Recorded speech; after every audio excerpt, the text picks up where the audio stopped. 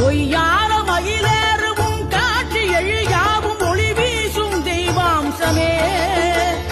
பொய்யான என் வாழ்க்கை புவி மீது நிலையாக அருள் செய்ய வர வேணுமே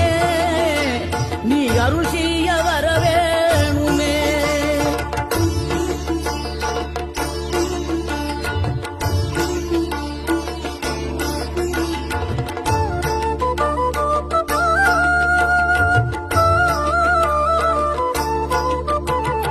இகழ்தலையும் புகழ்தலையும் ஒரு முகமாய் கருதும்படி செவி உரைத்த முத்து குமரன்